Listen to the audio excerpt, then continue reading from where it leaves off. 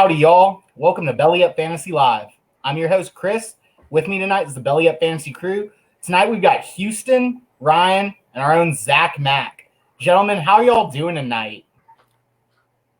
Good, man. Zach, Doing well. you've been gone for a while. How have you been doing, man? You got a little vacation? Yeah, a little bit. You know, I went to the I was sick a couple weeks ago, so I was unfortunate. I'll never eat, like I told you guys, I'll never eat Taco Bell the day of a show again.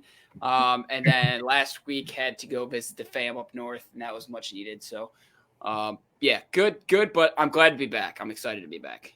That's good. Houston, you working out those muscles, laying all those plants and stuff, brother? I don't know if I've been working out the muscles, but yeah, it's been a fun summer so far, and it's gonna continue to be fun, especially when we get a day closer to the season every day. Sounds like everything's gonna be up and right. I saw that they canceled the mini camps though, so just be interesting to see the preparation for the NFL season. I think it was John Harbaugh came out and said that the NFL is COVID's making the NFL humanely impossible.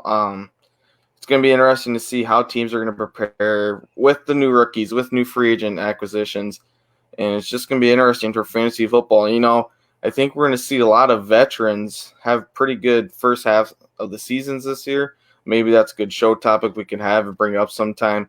But it's going to be interesting. COVID is going to have an impact on how things are going to roll this year. Yeah, I mean, you mentioned something that just clicked in my mind. I know we didn't talk about this before the show, but how do you feel about the NFL also possibly cutting down preseason from 4 to 2 games, along with COVID, along with all the team chemistry that has to be built? That's a big factor. Yeah, and I'll touch on this as a Bears fan. You know, Matt Nagy last season took the approach of not playing Trubisky or any of the starters in the preseason. Saw that happen when we had week 1 contest. First Thursday night game of the year against the Packers. Defense was strong, but offense looked terrible. It wasn't clicking. Nagy's plan for this year was to have Trubisky and Nick Foles battle it out in the preseason games. He said they're going to both play a lot of preseason time. Well, if you're cutting it down to 2 games, you know, how is that? What's that going to mean? Are they both going to play half? Are they both going to play a quarter? It'll just be interesting, especially. And I, as a Bears fan, and even as a fantasy fan, it's interesting for the Bears when they're going to have this QB competition. With that being said, it's still up in there who would win that competition. But yeah, it's going to have an impact. Ryan, Zach, I mean, talking about that position battles this summer, no mini camps, cutting the preseason down into, got to cut it down to 53-man rosters. I know I'm going off of a tangent right now because we didn't even talk about all this. I'm putting you all on the spot. But what do y'all think about that? Because there's some really good position battles with incoming rookies versus guys who've been on the team for 1 or 2 years that, you know, in a normal year, these rookies would beat these guys out no problem, hands down. Yeah, I think it's really tough on the rookies. JT, I'll bring the cowboy hat next week if you want me to. I am definitely – it's something that just came to me too when you were saying that is like, wow, this is going to affect rookies and the guys that are coming in for the first year more than it is the guys that already know the playbooks. Same with any new offensive coordinators. Like something I need to really look at as far as my rankings is they're not going to have enough time to prep. I mean, this is uncharted water for everybody, not just us, but the players, fantasy football communities. I mean, rankings, projections, all these things, dynasty rankings. I mean, it's crazy. It is crazy. Yeah, so, you know, you talk about dynasty rankings. Don't you have a couple questions for us here today, Chris? I do. I didn't want to spend a lot of time talking about myself, but we will since you brought it up. So, you know, I'm in a couple of these new dynasty leagues. They're beyond me, and I obviously talk to y'all. I message Ryan at like 11 o'clock at night when I'm on the clock. But, I mean, how do you guys feel about taking some – I mean, I'm sure we might talk about this or that because we're not privy to that knowledge. But just right off the top of my head, how do you guys feel about taking a Jerry Jeudy, CeeDee Lamb over someone who's more established, like an Emmanuel Sanders, a Calvin Ridley, or I'm sorry, Calvin Ridley, someone like that? Yeah, so, I mean, if we're talking dynasty, I'm still fine with taking those guys. But In redraft, it's going to be interesting to see how those, especially rookie wide receivers, with Judy and Lamb and Rager and Michael Pittman and all those guys, Justin Jefferson. It's going to be interesting to see how they're going to connect with their team. With that being said, though, I feel like it's easier for a quarterback and a wide receiver to go out to the park, go out to a training field, and run routes. There's no fun of stepping back and handing the ball off to your running back. I mean, that's you don't go to the park and do that. But I feel like the rookie wide receivers, like you talk about, I'm still hesitant on them regardless. Jerry Jeudy, I don't know how much of a year one impact with him, and the list goes on. Just honestly, some of my favorite year one guys, if we're talking about rookie wide receivers, is Michael Pittman Jr. for the Colts and Jalen Reagor for the Philadelphia Eagles. Obviously, two guys took later, and I've talked about chugging a whiskey sour right now for you for saying that. But yeah, it is going to be interesting, So, I mean, prior to this, to everything really, when COVID wasn't a thing and people were doing really, really early dynasty drafts, these guys were flying off the board. And now I'm, like I mentioned before, these FCE leagues, these rookies are just there. I mean, you're scrolling past all these guys regularly to find a more veteran person at the ADP. And, if COVID wasn't a thing, these guys would be off the board. It's crazy. So uncharted water for everybody. But let's get into some of these questions that we've been getting on Twitter. First goes out to Nate G0387. He sent us out a message asking for help in his league.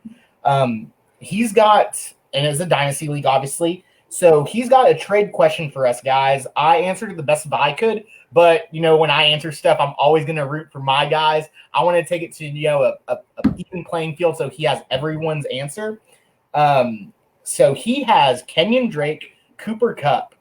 He wants to trade those guys and his 2020 1.112, 2021 late second round pick, hasn't been decided yet, for your guys, Houston, Monty, DJ Moore, and an early 2021 second round pick. Yeah, so you talk about my guys. David Montgomery. Bears fan. Yeah, David Montgomery is going to be the safest bet for 240 opportunities this season. He's going to be took as right now he's RB25 off the board. No running back that's received 240 plus carries has ever finished outside of the top 25 running backs, and that's where Monty's going right now. Long term, offensive line's not the best for the Bears, but long term they will improve that offensive line. DJ Moore, now playing with Teddy Bridgewater, is going to be a PPR machine. Bridgewater, he can go low, he can go high, he can go over the middle, So, yeah, I would probably take that trade. I'm not huge on Cooper Kupp. If the Rams go out to 12 personnel, Cooper Kupp's in the bottom 12th percentile against press and man coverage while playing outside. And they took Van Jefferson in the second round. They didn't need to, but they did. Or was it third round? I don't remember. They took him way too early, and the Rams didn't need to. Yeah, so I like that. I do like that trade for him. So, yeah. All right, Nate. So from Houston, like I told you he would say, do the trade. Ryan, Zach, do y'all have anything to add to that? I think if you're trying to win now, you don't make that trade. If you're building a dynasty team for the future, that trade's a no-brainer. But I think that Drake has a chance easily to outscore Montgomery this year. Kupp has outscored Moore every year. I don't like Carolina, but I do like Montgomery and Moore much better long-term than I like Drake and Kupp. So if you're trying to win the league this year, I don't make that deal, especially when you can add probably a quality player at 112. But for every year after this year, I like Montgomery and Moore better than Drake and Kupp. And the draft picks, to me, don't sway me. I would take Montgomery and Moore. If I didn't think I had a realistic shot at winning it this year, I'm moving to the younger guys that I think have more potential in the future. My man Zach Mack over there, you agreeing with Ryan on that? Yeah, I agree with what they both said. I got nothing to add to that. That's fair. I saw a cool stat. Houston mentioned the 240 solid the volume that David Montgomery's going to get tags from Fantasy Pros. I think he came out with that, but Sylvester came out and said, you can get 240 carries all day long, but if you're averaging 1.3 yards a carry, it's really not going to add up to too much. So we'll have to see how that offensive line plays because Montgomery is an animal. I mean, no doubt about that. And he's got the potential to be a great back. And I'm not very high on Kenyon Drake per se, but out of the two, I do like Cooper Kupp. I like my little Cooper Kupp. So yeah, that stat was pulled from Mike Taglier. I just didn't remember where I pulled it from. No, but that's a great stat. I mean, there's a lot of math that goes behind that, and that's what we want to give our viewers. These guys that are asking us questions, we want to make sure we give them the best possible information out there. So good on you, Houston, for bringing that up. Second trade is from Becca S. She's in a 2-quarterback PPR league that starts 3 wide receivers. She's got my guy Kyler Murray, Devontae Parker, and Clyde Edwards-Helaire. Someone offered her a trade of Drew Brees, Brandon Cooks, Jordan Howard, and Chris Carson, and also a 2021 first-round pick to be decided later. Dynasty League, obviously. Do you make the trade? It seems like a lot. It seems like an overpay, right? Like, not for a Dynasty League, I don't think. Right. Not in Dynasty. The best assets are all on her team. CEH is better in Dynasty than Howard and Carson. I think Parker is better in Dynasty than Cooks. And I think Murray is better. Well, I know Murray is better in Dynasty than Breeze. And then that 2021 first, I like next year's draft, but that's a lot. No, I don't make that trade. I might consider it in redraft, but I would get another first if I was making it in Dynasty. And you have to think you're going to win the league this year. Right. If you don't think you can, then this is going to cripple you long term. I don't disagree with that at all. I told her to hold. Houston, do you have anything? No, I don't. I agree with what Ryan and both Zach said. One thing I want to do here before we answer this last question, it does look like Michelle is ready, so let's get her in here. Let's go. Hi, guys. Hey, Michelle. How you doing tonight? How are you? Oh, we cannot complain. We're doing great. Sorry I didn't have an intro for you. For everyone who's watching, this is Michelle. She's co-host of Ball Blastem, and then also her new stream, Double Date with her and Kate. It's so awesome, so fun. Last night they were drinking Tito's. Go Kappa Sigs. We love Tito vodka.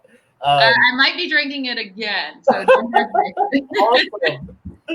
We'll might have to send you some of that later then. Thank you for coming on. Thank you for supporting us, guys. She is awesome. She has countless amounts of stats that she posts on Twitter and relevant stuff. The other day, I'm a big Julio truther. We'll talk about who you're a truther of in a little bit, but I love Julio. You came out with the stat, just blew my mind. And it's not even really a stat. It's just facts. He's going to be under contract until he's 39. Yeah. That is crazy. Yeah, I think it was 35, right? 34 or 35. Yeah. Ridley's going to be 30 by the time. That's right. That's what it was. Yeah. There's a lot of Ridley's truthers out there, so I'm just trying to quiet them down. That's all. Well, first thing I got to ask you, Michelle, how did you get into fantasy football? What brought you here? I've got a daughter who's 16 months old, and I want her to follow in all of y'all's footsteps. So I need to know what happened. You know what? You can be that force because the reason I play fantasy football is because my father is so into football, fantasy football. So he had the same league now. He still does for, 30 years. And he used to write down all the points. And he did that up until 3 years ago. He finally gave in and went to the electronic system. But he loved it. He would come home after watching football and go on and do his little marks and do everyone's scores. But so very young age, I think it was 9 or 10, he started a little family league because I have 3 siblings, me and then my mom and dad. So it was just a 6-team league, but every Sunday we'd wake up, draft a new team. So it was a new team every week. Wow. And we draft go around and then we would just have fun and watch football all day. That's what we did on Sundays as a family. So I grew up with fantasy football my whole life. That is awesome. Yeah. Being in fantasy football from such a young age, what was your most memorable fantasy football moment? Because there's got to be a ton of them. Oh, yeah. My brother finally let me. So my brother my oldest one is 11 years older than me. So he wouldn't let me in his league with his friends for the longest time. I was like, please, please, please. So he finally let me in. I think I was 15 or 16. And that very first year I beat them all. So I was super proud. But another one I wanted to bring up is that so my wife and I have the podcast together, right? So we have our Ball Blast brand. Well, last year we were in one of our leagues. We played against each other in the first playoff week, and my team was garbage. Like, it was the 6th seed, it was the last one, and it did not deserve to win. And she was the 1st seed. Like, I'm telling you, I was starting Devin Singletary, Rashad Penny, Robbie Anderson, Darius Slayton. My quarterback was Brissett. She has. I'm going through the roster. She has Derrick Henry, Julio Jones, Mike Evans, Tyreek Hill, Melvin Gordon, Kareem Hunt. And then that was a game that Darius Slayton put up like 30 points on Monday night, or it was Sunday football. And I beat her by a couple points. I think she wanted to divorce me that night, but I felt good. I felt good. That's awesome. Yeah. Ryan, that sounds like one of your teams that you would throw together right there and just win a championship with. I love Slayton. I do too. When you mentioned the 30-year league like your dad, that brought me right to Ryan. I mean, he's in a league like that with his family, and it's crazy to get into. Yeah. Like I mentioned earlier, he scores as well on the papers. He has stacks of papers that he used to handwrite. Monday morning, he'd get the paper and write it in, because there was no internet when they started doing it. Yep. My dad did the same thing. He had those binders for every year. He was so into it. I'm sure it was so much fun, though. Like, if you really love doing it, I'm sure it was a blast. I mean, that's what we're doing right now. I've got a 5-star notebook that's just, I got to get another one here pretty soon because it's just full of stuff. Yeah. But Google Docs. Michelle, you being a Zach Moss truther. I mean, everything that I've seen about you and everything that you've talked about in our league, our best ball league that we have, you snagged him up and you were so excited.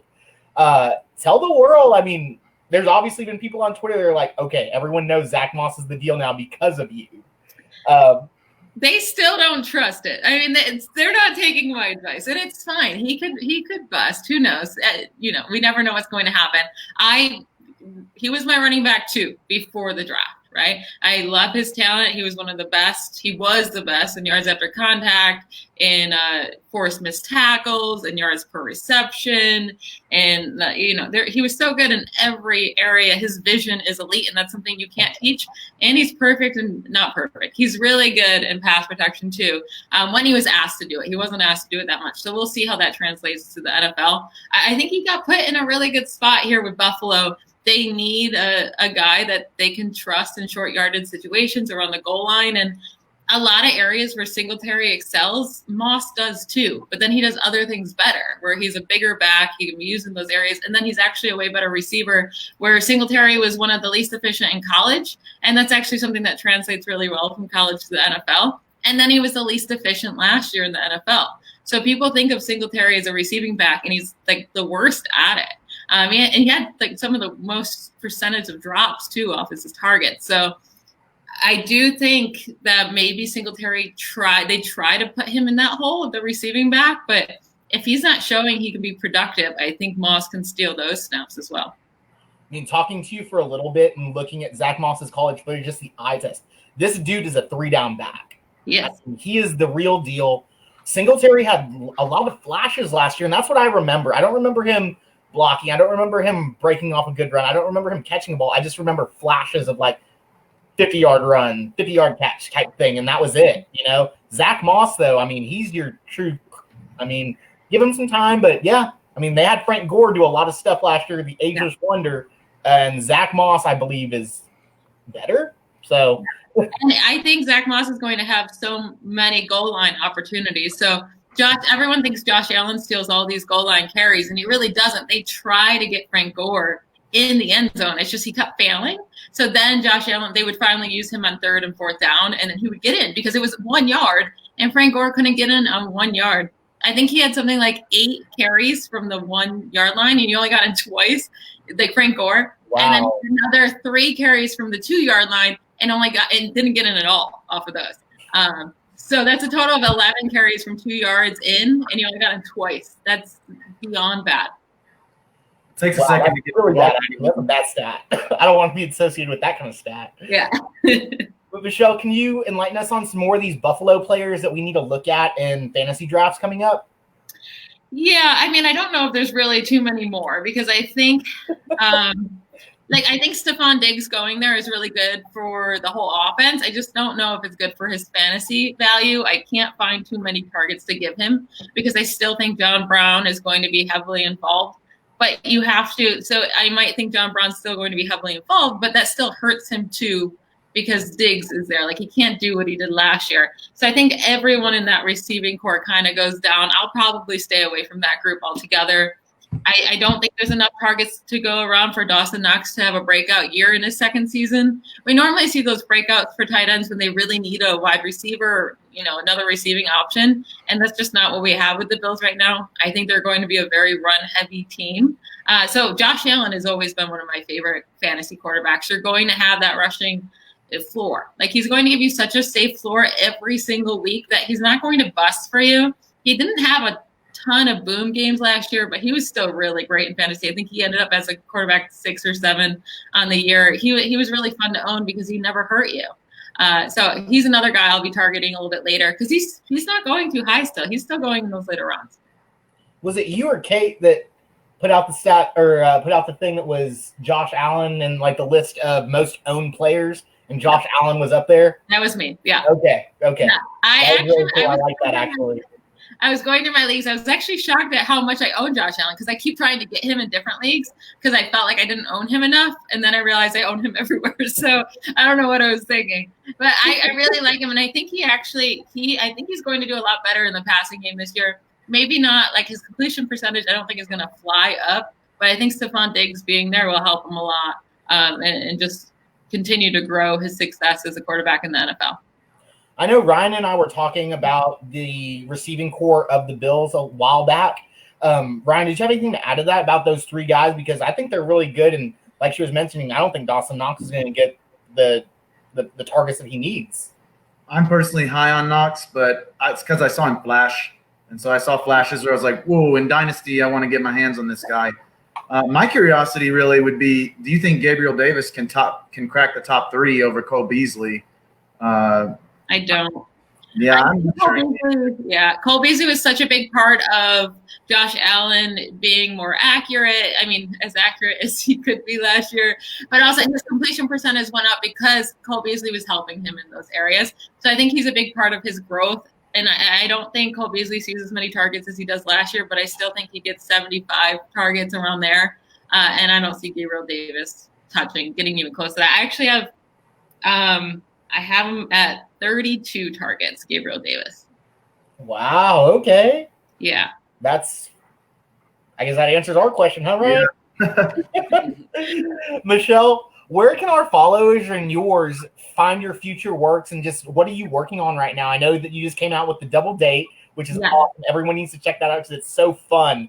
But what are you working on next? I know y'all are working on something. Oh, we're always working on something. It's a second job. So we're always working on research, and you can find a lot of that research on my Twitter account. I normally post them in threads, but you can find me at BallBlastM, BallBlastEM. It's spelled just like, how do I? Yeah, so it's just like that. You can find me on Twitter, but we have ballblastfootball.com where we put up our articles, and we have a few writers on there. So we're posting stuff every day. It's a lot of fun. And then we have our podcast. We put out an episode a week. That's on iTunes, Spotify, anywhere you find your podcast. And that's just a video podcast. And then on Thursday nights at 9, we do the double date, which is the live stream on YouTube and Periscope and Twitter Live. You can find it. So that's where you can find all of our work. Awesome. Michelle, thank you so much for joining us, giving us your insight, letting us know where we can follow you at because you are awesome.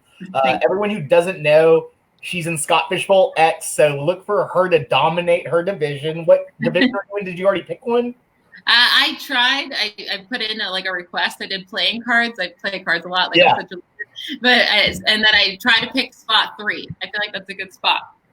I really like spot 3 too. We do mock drafts, Houston and I, every Saturday, and that 3 or 4 just seems like a really good sweet spot. Yeah. I can't decide though if I would go with Barkley CMC or go with a quarterback. I can't figure it out, but I'm leaning quarterback at the moment. Well, as long as you get Zach Moss, right, that'll be okay for you. Yeah. If someone takes him from me, I swear to God, I'm going to burn down all of it. Well, I thought in our group chat when you took Zach Moss, my phone was going to explode from all the excitement. Well, thank you so much, Michelle, for joining us tonight. We really appreciate it. We can't wait to have you back on. Hopefully, two of us can come on your double date show with you and Kate. So yes. we really look forward to that, guys. We would love that. Thank you so much for having me on. Not a problem. Have a great night. Thank you. Thanks, you too. Everyone who was watching, that was Michelle from Ball Blast Them. She's amazing. She's so cool. Follow her on Twitter. She puts out really good stats, her and her wife, so it's really fun to watch them interact.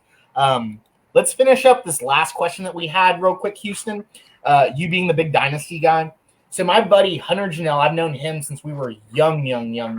He's in a dynasty league, kind of like Ryan, kind of like Michelle. They've been in doing it for, I think this is their 12th year going on right now. And he has never traded a future pick. I don't blame him. You know, future picks. I think 2020 or this 2020 draft class here is kind of flipping the dynasty community a little bit since it was so deep. I mean, you look at the year before in 2019, there wasn't an overabundance of talent in that second round, where this year people were trading 2021 first for 2020 seconds just to get a guy that they want. I don't blame him for not trading any of his future picks. I think a lot of the time people will look to acquire future picks. If you need to throw in a second or first to get a deal done, I think, I personally don't trade a lot of my future picks. This was pre-Phillip Rivers going to the Colts, but I put Austin Hooper in a 2021 second in for Keenan Allen, and that's pretty good. I do like it. It's gonna be different with Rivers gone, and see what Taylor or Herbert can do. But yeah, that's about the only movement of picks I do with my fantasy leagues. There was one league this year that I tried to acquire as many 2020 picks as possible, just to see, kind of like I didn't need a rebuild, but I had a couple foundational pieces on my team. So yeah, I don't blame him for not wanting to go. You said he wanted to trade for future, or no? He has never traded a future pick, but there's a lot of future pick trading going on. He has hold still. Like I said, they've been in the league for over a decade, and he told me he's won it about 4 or 5 times. So not the process, right? Yeah. No, I think he's doing a good job, yeah. Zach, how do you feel about that, brother? About never trading a future pick? Well, so I'll tell you what I feel, and then you can kind of spitball with me. Okay. I've never traded a future pick until the other day. I was messaging Ryan, and this is crazy 32-man league. I had to get a deal done to get Drew Brees in the third. So it's 32 teams, right? And it's a full IDP, so it goes from round 1 to 50. There's over 1,000 players you got to pick. And I wanted the best offense. Shoot, why not, right? I want value at my guys. The only way to get my deals done was to trade future 2021 first, second, third, fourth rounders to add on to these guys. So I could get the value in the third round of this year and the fourth round and the fifth round of this year and double up my picks. I feel like it was necessary at that point. I can see sometimes like in his situation where it might not be, but I'm all for it. Like Ryan kind of said, like Houston kind of said, if you got to do it to get the deal done, why not? Yeah, I don't. So this dynasty league that we're doing is the first dynasty league that I've been a part of. Otherwise, I've only been a part of redraft leagues. So as far as trading a future pick, I don't think, to me, it seems like not something you would not a ideology you would want to lean on as far as strategy goes. But I could see him just being looking back on wow, I've never traded a future pick before. But I mean, me personally, I like to throw stuff around. I'll throw around. I offered in this year's I was trying to get Jordan Love so bad in our draft that I offered a future pick for it, and I always feel like I can go back and get that pick, or I can compensate for that pick later on if I need to. But it's another thing where I'm curious how you guys answer this question, because like I said, this is my first dynasty league, so whereas I'm probably not going to lean on the fact that I don't want to trade future picks because I will throw around my future picks if I need to. Noted. I'll send you over a trade offer. It's interesting because I'm also at the same token trying to gauge what future picks are worth as far as trying to win later versus winning now. I don't know about you guys. I'm trying to win now. I want to win now. I don't care about tomorrow. I want to win today. See, everybody says that, and I'm just like, I'm more along the lines of I'm trying to win. Like, you can win now, but let me win years 4 through 6. You know, like, and that's fair. That's fair. Houston, take my side on this one. You know, I'm always kind of a win now kind of guy. I have a feeling that Ryan's kind of a win later. One thing you do see in leagues, though, at least in leagues I play in, as league kind of forms, people say, hey, let's throw another $10 in this year. Let's throw another $20 in this year. You know, I kind of feel like some leagues, their buy-in kind of increases just $10, $20 or $50, you know, every year. So, yeah, if you're playing in a dynasty and you're playing for the future, you know, that's the more money's in, the more you can win. So, yeah, it's interesting. That's fair. I think about those picks as like, sorry, man. No, you're good. You're good. I think about those picks as another asset on your team. The rule of thumb is a first next year is worth a second this year of equal. At least that's what I have seen, and I do not agree. I think a first is a first is a first. So I almost never have my first coming into the league, the draft, but I usually have someone else's. If I'm trying to win, I will utilize my next year's firsts, all of my next year's draft picks to win now. If I'm trying to rebuild, I am trying to acquire as much draft capital as possible while trading guys who might make me better this year to suck so I can have the first pick next year and I can lock down my guys and build a future. Like you said, I won't win this year, but I'm totally cool with getting last if it gives me the first pick. And it's not tanking, it's trust the process. Trust the process. Hey, does Philadelphia have Embiid and Simmons? Does that happen if they don't trust the process? No. You can't get the 1-1 unless your team sucks or you have bad injury or you make an aggressive move. I have Saquon Barkley because I traded 14 for a first and a second the next year, and that guy finished last place. Wow. Yeah, and so I was thinking, I have 14. So at worst, I'm going to get – it's a 16-team league. At worst, I'm going to get 16 and 32 for 14. I said, this is a no-brainer. Yeah. It ended up being 14 for 1 and 16. It was one of the best trades I've ever made. I got Saquon because of it. And now I'm not trying – now I'm trying to get rid of my picks to make my team better now because my title window is now with Saquon. And running backs, that's the way I look at it. When I have stud running backs, win now. If I don't have stud running backs, find a way to get one and then win them. So if I don't have a running back that I think is one of the best running backs in the league, I'm going to make moves to acquire one of the best running backs in the league later on. Or I'm going to use my first-round draft picks to a team that might have Saquon and a bunch of trash, and I'm going to load him up with draft capital and get Saquon for it. And just because the draft picks are not worth anything, they're worth what the player you get them at are worth. So if you drafted Jamarcus Russell with the 1-1, your 1-1 is worth garbage. But if you get a guy that's a beast at 1-1, that is worth more than next year's first or last year's first because of the guy you got there. So I think that trading picks is just something you do based on your team layout as it is currently, or what you have the plan for your long-term plan. Ryan, I think you said it perfectly and eloquently. I think you just came up with an article right there on the spot, actually, too. I would definitely read that. Everyone at home, though, before we go into Houston's this or that and then the rest of the AFC East, if you like our podcast, if you like our stream, if you're following us right now and you like what we're saying, you like our flow, go check out the rest of the Belly Up Fantasy lineup or the Belly Up Sports Talk lineup. It's amazing, guys. We've got Last Minute of Play. We've got Puck Pass with our own Zach Mack, baby. I mean, he's bringing the fire. I watch that every week, and I love it.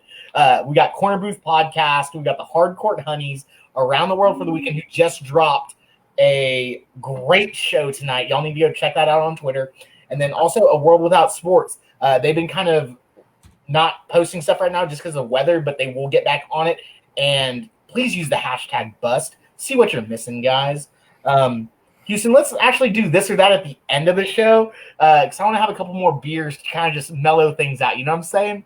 So, Zach, let's talk about the dominating New England Patriots. You got the hat on, man. You're rocking it. Looks great. They've got a new quarterback, or so we think a new quarterback in Jarrett Stidham. They've also got Brian Hoyer. Sony Michel just had foot surgery. He's recovering today. All signs point to him being great. We know what James White can do. Patriots receivers have always been an X factor. They got new tight ends as well, so enlighten us, man. I know you did a little bit of research on these guys. Let us know what you got.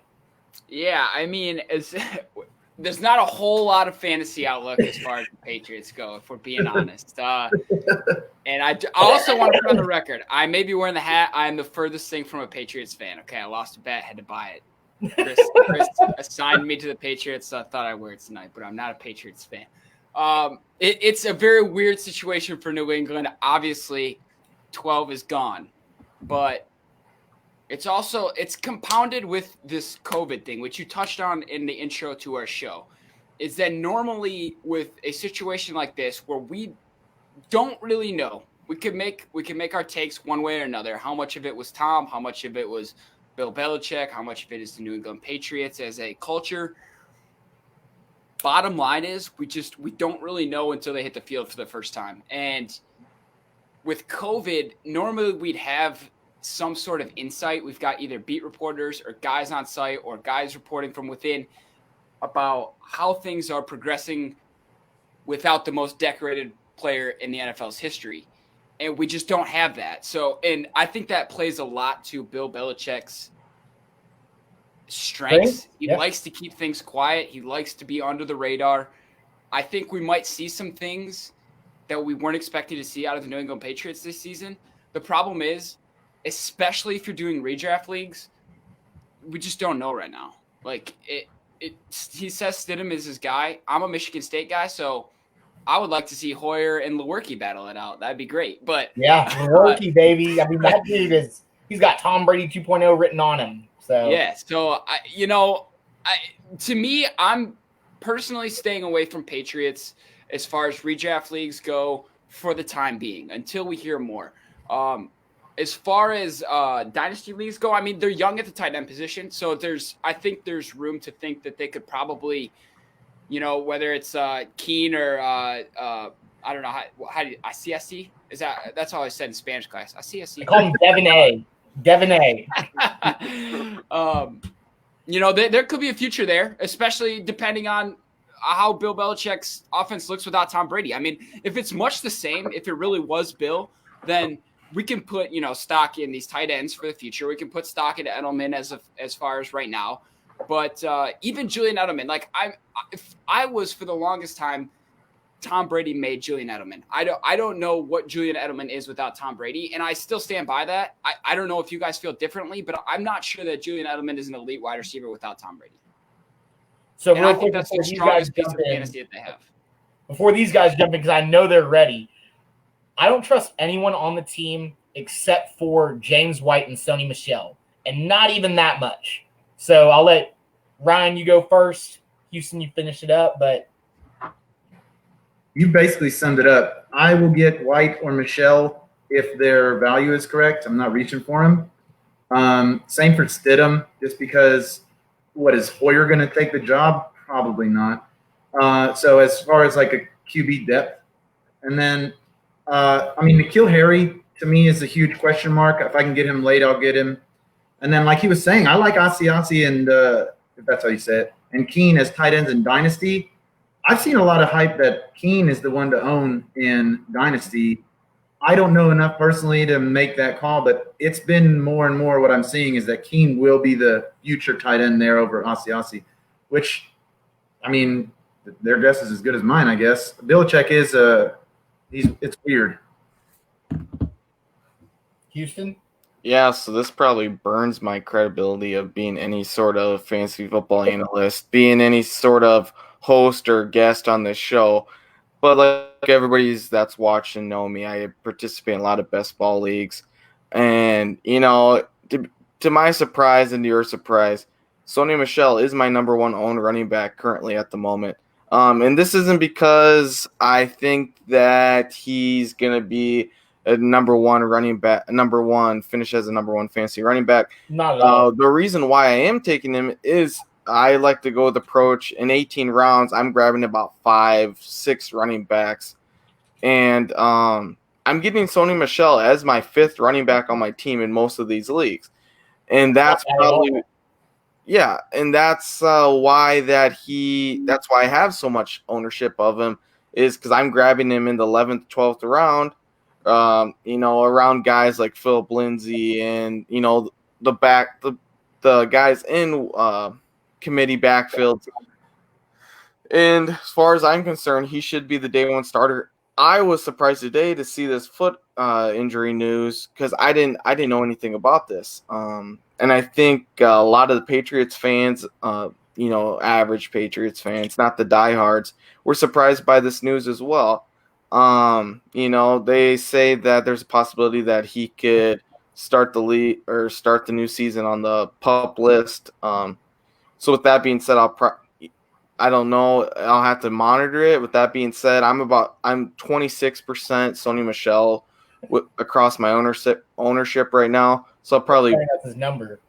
Yeah, I'll probably take that down a little bit. Yeah, perfect. That's where I'll stand. But yeah, it's interesting.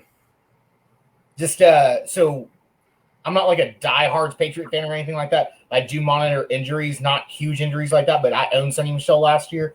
His knee injury tied into this foot injury. Oh wow, hold on. Wow. That's not good. My beer is overflowing right now. So his knee injury that everyone saw on the goal line last year, he had to get walked off the field by 2 guys. It correlated. He was never the same guy after that. Yes, he did have the workload. He's a beast. He's from the SEC. He's from Georgia. Go SEC. It just means a little bit more there. So that knee injury correlated to his foot injury because he was putting more stress on his foot. Anyone who's followed our podcast, Ethan, our commissioner from one of my dynasty leagues, he's watching right now. I got to give him a shout out. He's looking at becoming a fantasy writer. He's a lawyer by day, hopefully fantasy writer by night.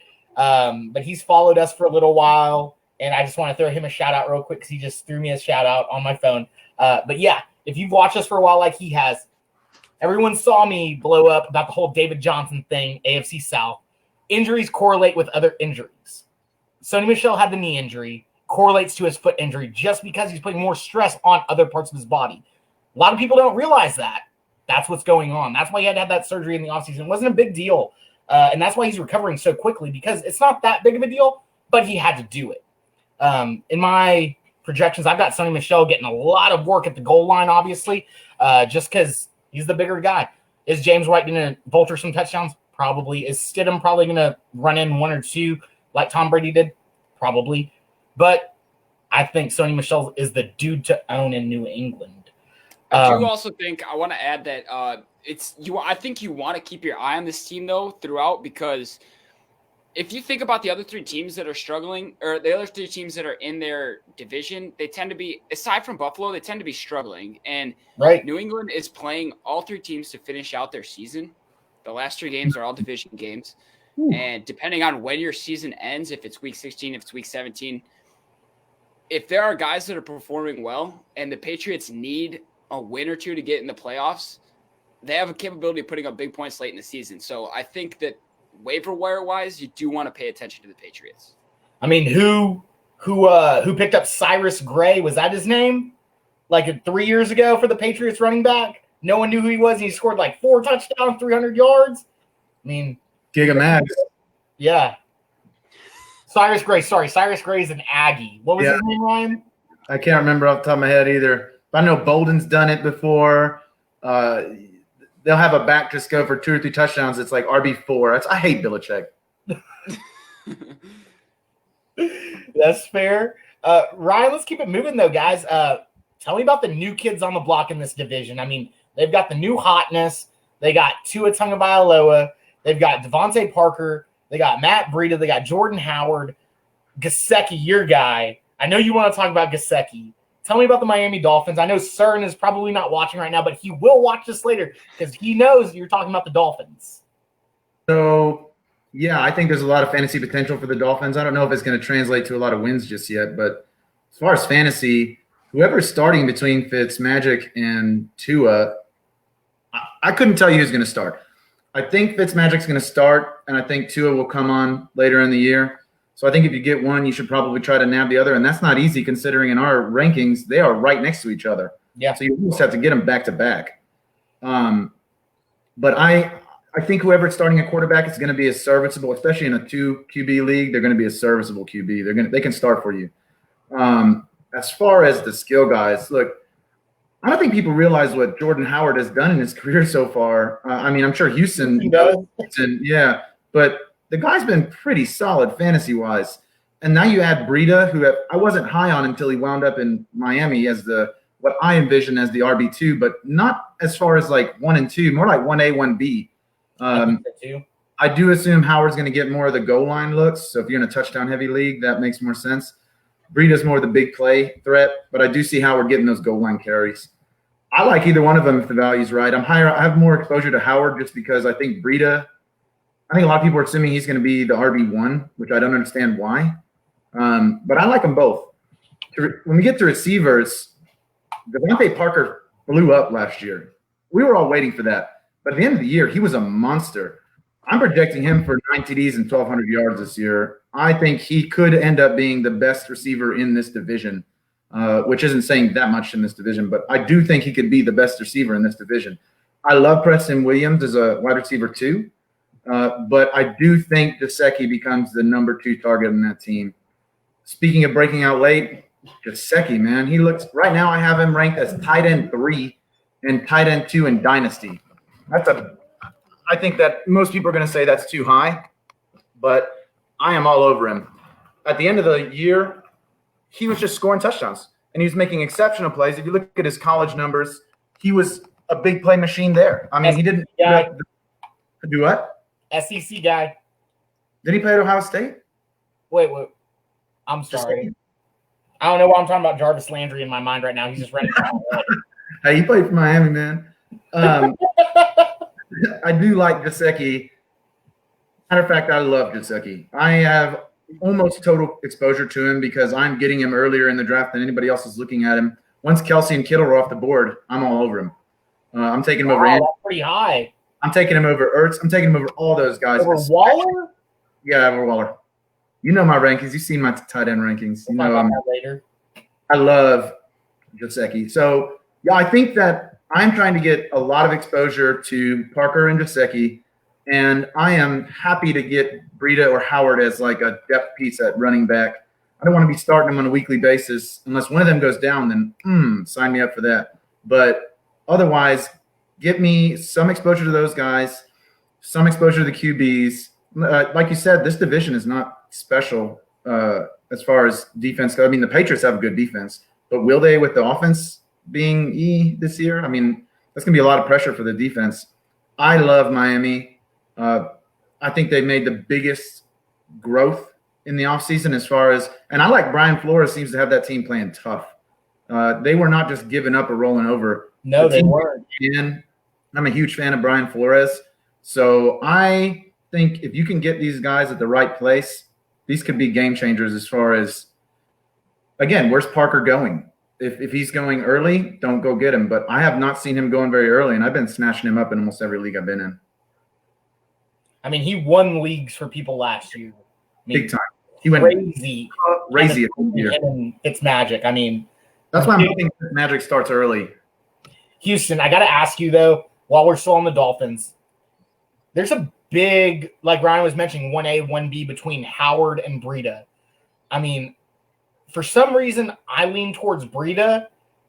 You might lean towards Howard. Some other people might lean towards Howard just because of the bigger back. He might fit the offense better for Flores. What are you thinking, though? Because I never asked you. Yeah, and a great question for me. Since 2015, Jordan Howard is 3rd in the league in rushing yards. 3rd. And this is just like his 3rd team now. It's crazy. It really is. I mean, I understand that he's not the most elusive back. He doesn't have good hands. That's the reason why he got out of Chicago. Nagy came in, wanted a running back that could fit his scheme, and that's a whole nother story when we get to the NFC North. But I'm leading Jordan Howard here, but both of their current draft positions is favorable for me. They went out and got Howard first. Breida was on the market. They could have went out and got Breida first if they really wanted to. I think they got into the draft. I thought they would go running back in the second round. Things didn't line up how they wanted, and then just decided to make some calls around and got Matt Breida. Personally, I'll have to monitor how this situation goes. But yeah, I would lead Jordan Howard. I've seen stats and tidbits of why Breida is so inefficient in his level of inefficiency, but Breida is a speed guy. I think he had a couple of the top 10, like he held 2 of the top 10 breakaway speeds of last season. I think he got to like 20 miles per hour at one of his breakoff runs. So yeah, I'd lean Howard. One thing I do want to say regarding the Miami Dolphins wide receivers, I do like Preston Williams, undrafted free agent due to character concerns, but he is a top talent. If he would have been level-headed, he would have probably went in the second round of that draft. I think that would have been 2019, 2018. I can't remember. But to continue going on, one thing, Devontae Parker, there was only one between weeks 2 through 17. The wide receiver 2 behind Michael Thomas was Devontae Parker. Between weeks 2 and 17, he was the number 2 fantasy wide receiver. So yeah, I like how it's going to go. I don't think Tua will step on the field until about a month into the season as a starter. But yeah, I like the Miami Dolphins. They could be in contention for winning this division this year. I think it's only going to take 8-9 wins, so I think they can do it. Zach, let me ask you this, because from an unbiased opinion from Ryan in Houston, Fitzmagic, Harvard grad, extremely smart, highest score on the Wonderlic test, with Tua being one of the lowest scores on the Wonderlic test. Do you foresee Fitzmagic being a big brother mentor type thing? I do. And I feel that this is the perfect place for these two guys to meld and make Ryan Fitzmagic stop being a journeyman and being the guy that's going to grow this team towards the future, per se. Yeah, I think that's a relationship that could work out in Miami's favor. I think, like, as far as football IQ, there's stuff that Tua can learn from Ryan Fitzpatrick, absolutely. Tua can learn a lot from everybody. Yeah, I mean, but to be honest, could he spend 2 years with Fitzmagic and still not score a grade higher on the Wonderlic test again? Yes, I think that. I think, the Wonderlic has so much to do with not football. It's all about cognitive. It doesn't break down football plays, anything like that. I think Tua needs to be smart about it, and he needs to learn to take some things from Ryan Fitzpatrick and some things from his coaches. And that's the balance that a lot of rookie quarterbacks need to go through. But the fact that he even has a mentor or part of a mentor, depending on how you want to classify Ryan Fitzpatrick, is still a plus over other rookie quarterbacks in many other situations. So I think I agree with everything you guys have said. I don't think Tua starts right away, but I think he starts eventually. And I think it's going to be a situation where, unfortunately, Miami is forced to throw another quarterback in there because they're not performing the way they want to. And I don't know if that's going to be the best situation for Tua. But either way, I think he gets experience under his belt this year, and I think that's going to be good for him. As far as the running backs go, I do want to side with Howard because I know that there was a okay. I was a Breida guy, and then I thought he was going to be the guy in San Francisco, and he just wasn't. So I tend to lean Howard, but that's fair. There's a lot of smack talking going around during this segment. So everyone at home, commemorate your league winner in the best possible way. There's no other company in the business that does it better than Trophy Smack. They create trophies of all sizes, belts, and rings with a variety of colors, along with free engraving and free shipping. And now you can get a free ring with your purchase of a trophy or belt if you use the promo code BELLYUP. So click on our Trophy Smack link on Twitter or Facebook that you're watching right now and go to trophysmack.com and use the promo code BELLYUP to order today. Guys, they even ship to the UK. The Ryder Bowl this year, who I'm a part of, hashtag Arnold Palmer League, is going to be using Trophy Smack this year. They use the code BELLYUP. It's going to be awesome. I'm going to take it home for us. We're going to win it. Bring it home to the Americas, baby. Let's go. Houston, let's move on to the New York Jets, though. I mean, these guys had a lot of work that needed to be done. They had a lot of concerns. They've got a great back in Le'Veon Bell. They've got a quarterback who is young, who doesn't know not to drink from the beer pong table. They've got some good wide receivers, got a great defense. What are your thoughts on the fantasy relevant players for the New York Jets?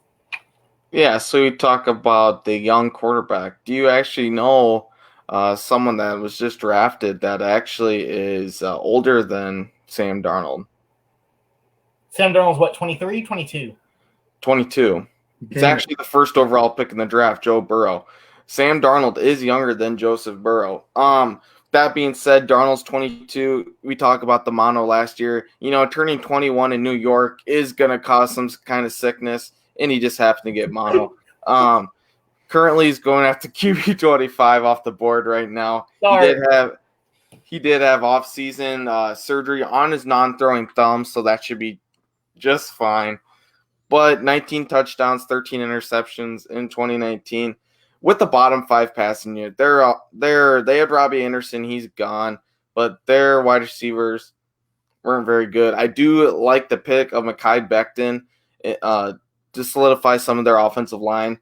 I think Darnold is going to progress a little bit more in 2020. He's not going to be a top 10 fantasy quarterback, not top 15, but he is going to get better play. They brought in a couple of wide receivers I'll talk about later that are going to help his game. Moving on the running game, Le'Veon Bell, I'm kind of leading for him this year. Obviously at the right position. He goes as the running back 20 off the board right now. Improved offensive line, like I said, with Mekhi Becton. They brought in Greg Van Roten from the Panthers, center Connor McGovern, tackle George Fant. You know, some of them will start, some of them are depth pieces for that offensive line, but it's going to be an improved offensive line. Lev Bell averaged 3.2 yards per carry. His career average is 4.5, so yeah, a little down year. But with the improved offensive line, I still think that he can have a little better this year. Frank Gore, I hope he doesn't cut into his workload, and he shouldn't, but you never know. Adam Gase is crazy, and he's not a very good head coach. I think this will be the last year we see Adam Gase as an NFL head coach. Regardless, he's not going to be offense coordinator, defense coordinator. You know, he might go to be filling water bottles. I don't know. He's not a good coach. He was a system with John Fox, and John Fox wasn't that good. John Fox was a system of Peyton Manning playing with some of wide receivers that wanted to win. But regardless, you know, if the price for Le'Veon Bell is there, like the 5th round, I'd probably take him. 6th round. Obviously only 1 or 2 shares of him in my leagues. I'm not going to grab him in every single league because he's just not the Lev Bell of the Steelers, you know. But moving on to the wide receivers, I like the pick of Denzel Mims. He's currently going as the wide receiver 65 off the board. Big athletic guy that can go up and get the ball. He can beat press coverage, and he can, you know, drift to the outside if Darnold can hit him on the sideline in the back end of the touchdown. I would say that Mims probably will lead the team in touchdowns because I don't see Crowder as a big touchdown guy, but I do see Crowder as the big reception guy. Me and Chris talked about this before on our live mocks here, that Crowder has a possibility of seeing 10 to 12 targets per game. And if you're playing in half-point, full-point PPR leagues, that's a great spot because he goes as the wide receiver 43 off the board right now. What's that? Real quick, Darnold's first game back, wasn't that the game where he targeted Crowder like 15 to 20 times? I mean, it was like they were so on sync or so on the same page. It was ridiculous. Yeah, and with Crowder coming out of the slot, he's going to play a lot in the slot. I do like that. He saw 122 targets and 78 catches in 2019, and I see around 140 targets and 95 catches as he continues to be a decent average wide receiver out of the slot. You know, we saw Brashad Perriman, everybody fantasy superhero going in last year with the Jameis Winston-led Buccaneers, you know, the best fantasy offense in the league, as long as you don't have negative 10 points per interception. But, you know, actually, I talk about Perriman. Me and my friend going in the championship game, I picked up Perriman. He thought he was supposed to get Perriman, but I had waiver priority, and he got mad, and he was pissed. He thought I cheated, and I went into the system and put Perriman on my team. He contacted NFL.com. Like, he was pretty upset. Dog. Yeah, because he thought I cheated. You know, he's like, he didn't understand because he had a better priority than me going into the playoffs. But with the NFL.com's playoff waiver settings, it's just rolling. So as soon as you make one, you drop to the bottom. It doesn't matter what the waiver priority is. So yeah, hopefully maybe he'll draft Perriman before me this year. He goes early. Let him take him early. Yeah, he goes as the wide receiver 58 off the board right now.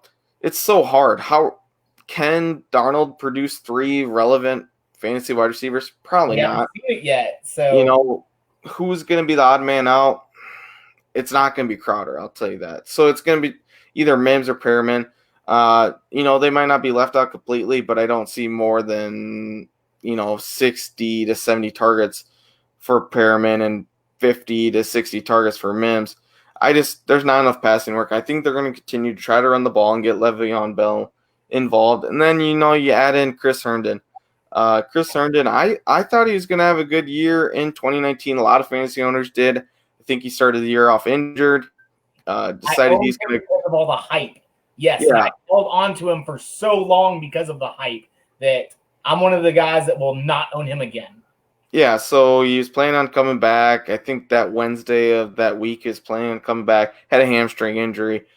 Went to a different injury, and he just didn't play much in 2019. I don't remember the games. Maybe a 0, 1, 2, 3. I'm not sure.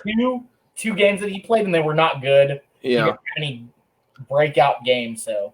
But he does have talent, and there is hype continuing to go around him. He is the tight end 22 off the board right now. With the NFL being 32 teams, I mean, he's in the top 2/3 of tight ends being took. It's going to be interesting to see if Darnold can produce a fantasy-relevant tight end. Ryan Griffin had some pretty good games last year. Not great, but all right games last year playing as a replacement for Herndon. When I talk about this, I kind of feel like the Jets are kind of the lot worse Tom Brady Patriots. They have Crowder like Edelman. They have Mims to go up and get the ball. They have Herndon, pretty athletic tight end. But they're not the Patriots. And, they have Sam Darnold throwing the ball. Darnold will take a little bit of leaps, but he's not going to take bounds. So, yeah, they're not the most intriguing. Just like we touched on the Redskins last week, they're probably right there for being one of the yuckiest fantasy teams to own. So if they get last, do they take Trevor Lawrence? No. I think Zach is wearing the hat that Trevor Lawrence will be wearing. Yeah, we've all seen the tanking for Trevor meme with Bill Belichick in the tank. I'm agreeing with that. I think Lawrence will be in the red, white, and blue soon. I don't think it's in Bill Belichick's pride to go 2-14 or whatever it's going to take to get Trevor Lawrence. That'll be interesting. Might be what happens, though. I mean, we don't know what Bill Belichick's going to do. Could be, man. Houston, I would love it. Before we go into this or that, because I'm going to exit out. Well, I don't know. I'll leave that up there. But guys, for everyone at home, this is a great new company. It's called PropMe. You can actually bet on how many times I'm going to say Aggies, Kappa Sig, A to B, or SEC on it. PropMe is a new innovative gaming platform and really first of its kind. PropMe makes betting from person to person more easy than ever. Designed for new and experienced gamblers alike, new being me. using a straightforward prop bet that can literally be created on anything. Like I said, being an SEC, playing skins on the golf course, sinking a cup at beer pong, if you want to make the Island Cup, if you want to make the Left Cup, whatever. Call it, make it, prop it. Then create the prop. And if you want to bet on who's going to win, create the prop. It takes hanging out with your friends to a whole new level, guys. Join today and download the Prop Me app or go to propmellc.com. It's pretty cool, pretty fun. I've tried it probably 2 or 3 times. It's really cool. You can do anything on it. Houston, I've been waiting to do this, man. This or that. Let's go. Yeah, so Zach didn't get to do this last week. I don't know what this is. Guys, Houston.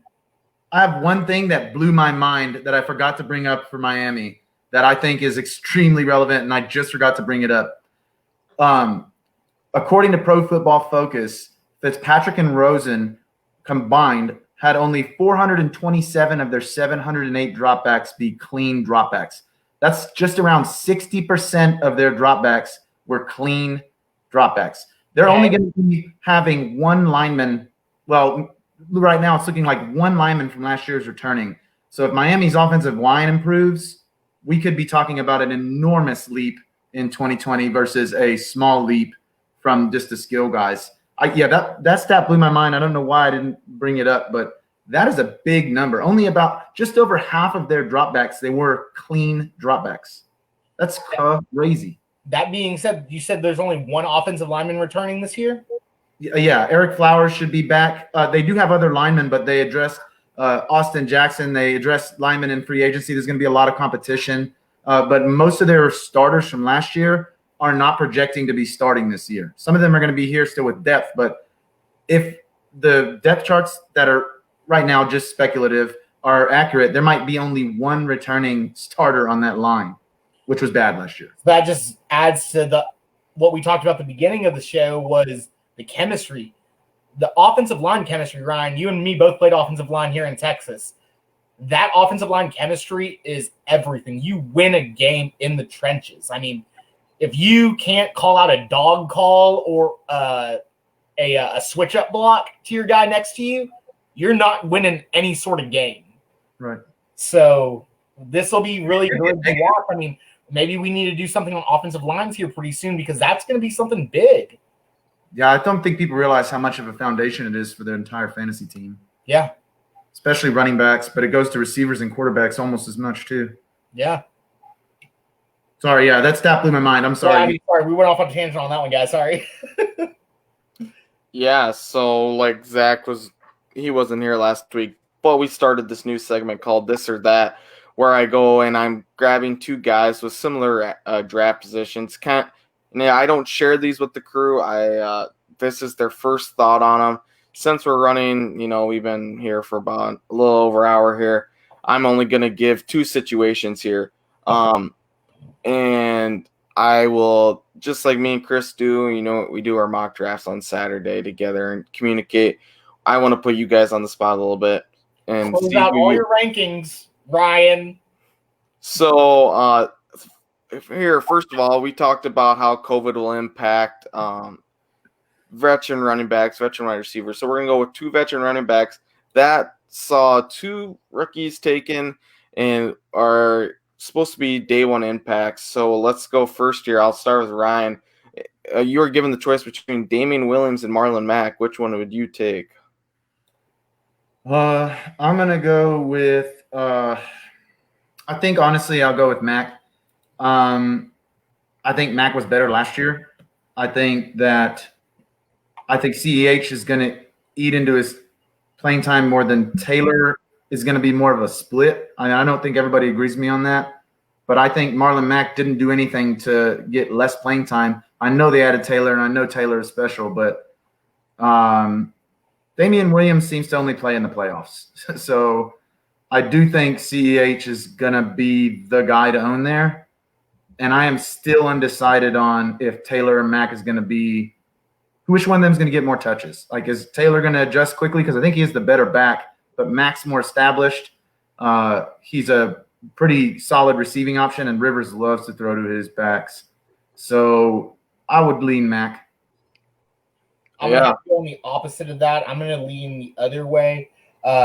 Everyone that knows me knows that I will get down to Return of the Mac, the song. I mean, I'm talking shuffling around, dancing, boy. I mean, Return of the Mac. I mean, that's my jam, guys. Y'all don't even know. You'll play that at a wedding, boy. I'm in the center of the stage on that one. But like Ryan was saying, I think, well, contradictory what Ryan was saying, I think that Marlon Mack will not be the guy to own there. I think Taylor jumps in pretty quickly. I mean, he's a 3-down guy. But then also, like you're mentioning, Phillip Rivers likes to throw to the running backs. Nehemiah Hines is there. He is the catching back boy. Marlon Mack is a more of a between the tackles type guy. Yeah, he can catch the ball. But I think Jonathan Taylor takes that role over. I think Nehemiah Hines is the catching down back, Austin Eckler type role for Phillip Rivers. So I'm going to go CEH all day. Or I'm sorry, Damian Williams all day on that. I mean, he was a Super Bowl. Wasn't he the MVP of the Super Bowl, or am I wrong? He just had I'm gonna quickly side with Chris here because he absolutely should have been the MVP of the Super Bowl, but he was. He had like 2 touchdowns, and I mean, it's crazy. Take it. I tend to. I'm just on the side of like I know CEH has got a lot of hype around him because of where he was drafted with Kansas City, and I'm just not buying into it yet. I think Jonathan Taylor is going to be huge in Indianapolis. But I just don't see, like, I understand where Andy Reid is coming from and wanting to draft CEH. He's a playmaker. He has the potential to be a playmaker, but I just don't think they have any reason to move off of Damian Williams yet. They have to be given a reason, so I'm just putting a lot of faith in that Williams is not going to give them that reason. Obviously, I love what Zach just said because he agreed with me. Of course.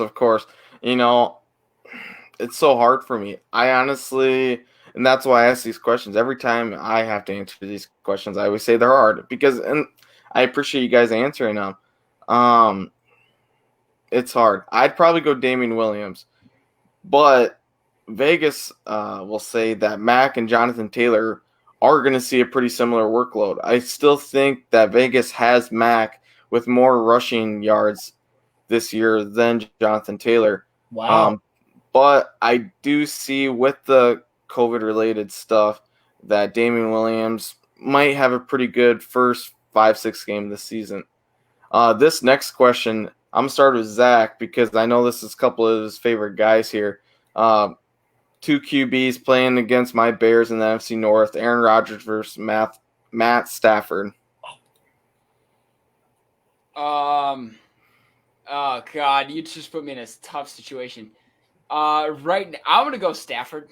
I'm a Lions guy, obviously, so a little bit of that has to do with bias. But I also, it's so hard because I catch myself saying this every goddamn year. But Stafford's gonna be playing with a chip on his shoulder. Okay, he was absolutely slaying it last year through 8 games. Was on pace to have. It's either 2 or 3, depending on how, you know, I don't average out Mahomes' because I know he missed a couple games too. But either way, it was going to be top 3 if he stayed on the pace that he was in the first half. I know that's quite the pace that he has to stay on again if he wants to repeat that. But Aaron Rodgers is on his way out. We saw with the draft that Green Bay is already like, all right, well, if you're not about it, get out of here. Like, I guess in that sense, Aaron Rodgers could also be playing with a chip on his shoulder. But, God, if you put me on the spot right now, I'm going with Stafford because I'm a Stafford guy. I think he's going to show out. I think he's going to be healthy. He's an absolute dog. He'll play through an injury if he has to. If he can't, then he won't. And last year they were so far behind that he just felt like he didn't need to. I think he's going to be at better strength than he's been in years this year. I think Galladay is ready. They added Swift in the backfield to open up the field. I think the rest of the league needs to be ready for a Lions team that is going to look a lot different than it has been. And again, I say that every freaking year, but I think it's for real this time. I'm just going to go ahead and agree with Zach. Ryan, you can sit down in a second. I'm going to take it back real quick, though. Aaron Rodgers, Matt Stafford, we're going to it, guys. We're going to the film. We're going to 2005. Matt Stafford, University of Georgia Bulldog, SEC quarterback versus a scrub Aaron Rodgers from the University of Cal with Marshawn Lynch, with Djax, trying to go to the Holiday Bowl, and they beat Texas A&M University in the Holiday Bowl in California. Whatever. So I've got no love for Aaron Rodgers and his alma mater. But Matt Stafford has a great lineup this year.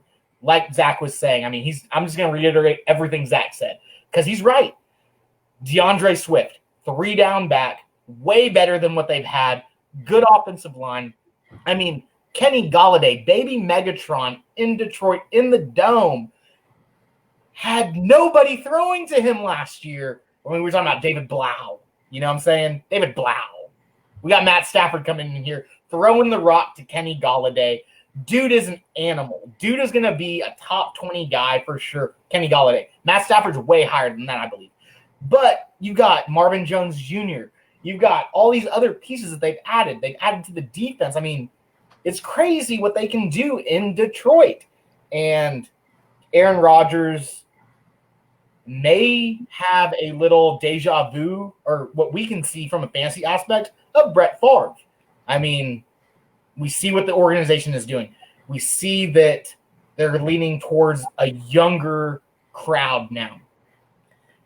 They didn't bring any offensive weapons at all. What Aaron Rodgers needed this year to be a top 10 guy. And they didn't do any of that. They added defense.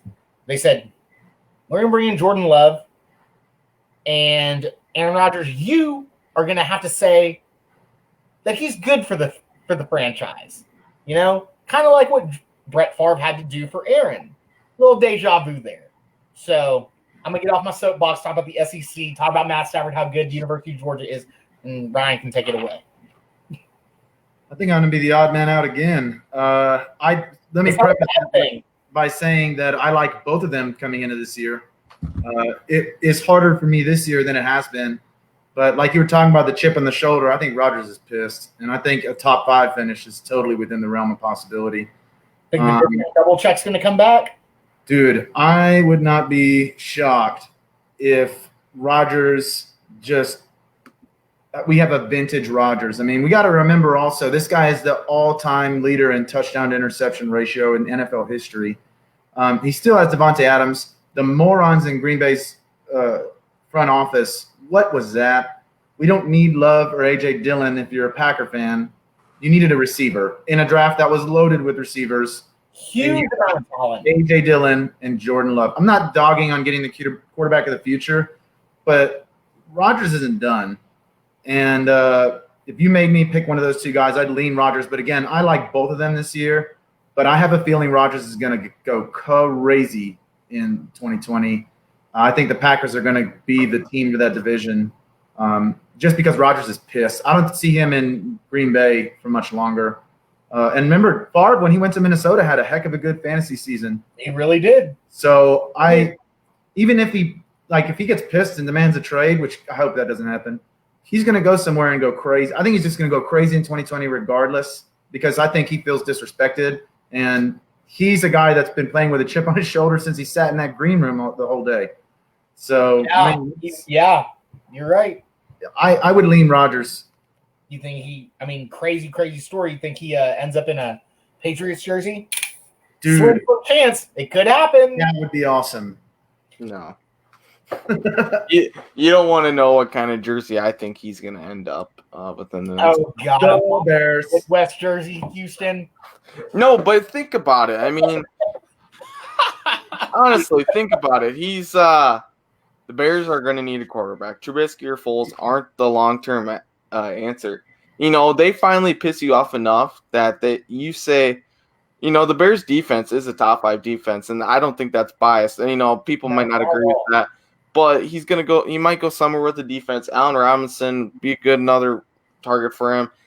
But, you know, and to go to NFC North rival, you know, 100-year anniversary, you know, game last year. That would be amazing. But that's a stretch, and that's a whole different story that I could talk about all I want.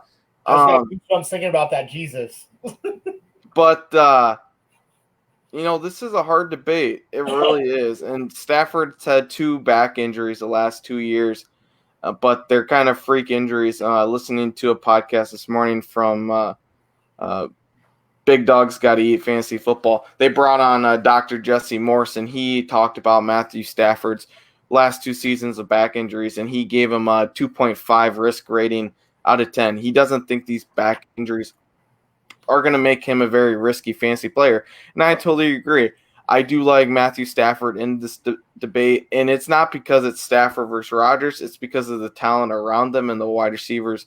The Packers didn't go out and get anyone besides Devin Funchess, and he's not going to, Lazard's still going to be the guy for him. I think Marvin Jones is going to have another good fantasy year with him. It's weird when we see Marvin Jones have 3-4 touchdown games. It's, just how it works. TJ Hawkinson, another year of him. Hopefully he has a little bit safer play. He doesn't try to hurdle linebackers and safeties and stays with both his feet on the ground. So I'm going to take Stafford here if the draft position is right. If he's being took between like the 12th to 15th quarterback off the board, I would like that. If he's getting took with the hype, like the 7th, 8th, 9th quarterback off the board, I'm not buying that. So, but I would lean Stafford in this debate. That's fair. Houston, Zach, Ryan, it's been fun tonight, guys. Thanks for the insight and analysis. Man, I really cannot wait to do this again next week. I want to thank Michelle from Ball Blastum for joining us tonight and giving her insight on Zach Moss and the Buffalo Bills. Next week, guys, we're going to have Ernest Silva from the Sport Gene come on. Excuse me. Great guy in the fantasy community. They do a lot of stuff, with the fantasy community, and he gives good information. So you need to follow them at the Sport Gene on Twitter, on Facebook, and thesportgene.com. Everyone who's watching us, though, at home, guys. Oh, I'm sorry, Ryan. Ryan. Tell everybody at home what we have been working on as a collective at Belly Up Fantasy, because it is awesome, man. I mean, I was literally sitting at my desk today watching you just edit stuff, and I was like, whoa, this is awesome. I was just like, thinking about, oh, where's this guy going to go? Where's this guy going to go? And then I look and I'm like, oh, why is my guy at 34 up in the top 20? Don't know why about all that. So let everyone know at home what's going on behind the scenes, that they can follow us, that they can find on our website here pretty soon. And hopefully it will help them win fantasy football championships. Because that's why everyone's here. That's why everyone is listening to us. They don't care about what we think, what we say. They don't want to win. Everyone wants to win, so let's help them win. Yeah, and hopefully this is going to do just that. We're compiling right now not as we speak, but as soon as I get done with this, I'm going to check to see how the updates have gone. Belly Up consensus rankings for all the positions from all of our fantasy writers and analysts to give you what we at Belly Up think are the actual rankings. And we will probably, not everything's set in stone yet, but we'll probably have individual rankings, the high lows, the average rankings. I mean, when I'm studying for fantasy, I'm trying to find people's rankings, trying to see what I like about them, don't like about them. This, you can just hit the website up. There'll be a tab to look at the 2020 consensus Belly Up rankings. And when you go there, you can see where we have all of the guys. So if you play fantasy football against any of us, use this, and you can use it to get good trades on us because you know exactly where we value the guys. You'll be able to see where the value is. But I'm really excited about it. We will have I'm hoping to have it done within a week or so. Once we can get everybody's rankings in, get the averages out, and get the official list for our company to have consensus rankings. I mean, I think it's a big deal, and I'm really excited to put those out there so people can use it to help them study. I mean, when you brought that to my attention, I was like, why have we not done this before? It's such a good idea. Yeah, I'm really excited. Prior to this, that's all I would do. I was like, I need to know rankings. I don't care what you're saying. I just want to know what you're ranking your guys at. Right. If I do. If I don't, I don't. I'm going to move on. So we'll have a little bit of everybody because we have so many writers here. Speaking of all the writers that we do have, guys, if you're watching us home, especially you, Ethan, I know you're a lawyer by day. Give us a try, man. Submit an application to us. Talk to one of us. You can always find us on Twitter, Facebook. Shoot your shot, If you have a big passion for fantasy football, fantasy baseball, fantasy basketball, fantasy golf, whatever. If you want to write about sports in general, come to our website, bellyupsports.com, click the tab, join the crew, fill out the application. In the comments, you can even say, hey, Chris Pinto told me to do this because I have a passion for it. And I'll support you 100% because that's how I came into the business. I love it so much. The fantasy community is amazing. Going back real quick to fantasy rankings, though, I want to give a shout out to WPI up in the New England area. I was talking to Professor John Abrams, and him and I are working on something that he worked on in 2013. It's math of fantasy football. It's a huge algorithm that him and 3 undergrads took together, and they compiled this to become a doctoral paper. It's like 120 pages, so crazy. But now they're integrating it with Mike Clay's OLP, Mike Clay's FTD, all these different aspects of the fantasy world into one algorithm that is so crazy. I can't explain in 5 minutes. So I've been trying to work on this with these guys and try to get my rankings out that way. And leading into this segue, that's why I have Cortland Sutton so low. Because if you want to have a guy who gets 4.4 catches and 48 yards and 0.4 touchdowns over the course of 5 games, go ahead and take him. I'm going to take the guy that's got 66 yards, 5 catches, and 0.7 touchdowns. We're going to come out with this hopefully exclusively on Belly Up pretty soon. It'll come under our name together as a collective, and we'll push it out towards everybody. Most people won't like it because it goes against the grain with a lot of things, but how many times can you say you've won 4 championships back to back to back to back? Probably never. Try something different. Come to Belly Up Fantasy. Check out what we have because it's going to be amazing. And if you win some ships this year, we don't want to thank you. We just want to follow. We want some comments. We want some love and support, guys. Like I said, next week is Ernest Silva from the Sports Gene. Thank you to Michelle from Ball Blastum. And I will give one more shout out to Josh Lozano, who just joined us from Las Vegas. Kappa Sig. Love the guy. He's got great insight. Can't wait to see what he does. Everyone, join us tomorrow for our mock draft that Houston and I are going to do. Oh, I say tomorrow. Y'all will see this on Tuesday if you're not watching on Facebook. But on Saturdays, we do a mock draft. Tomorrow, it's going to be an auction draft. It's going to be super fun, super insightful. Thank you for watching us. Thank you for supporting. We'll see y'all next week, guys.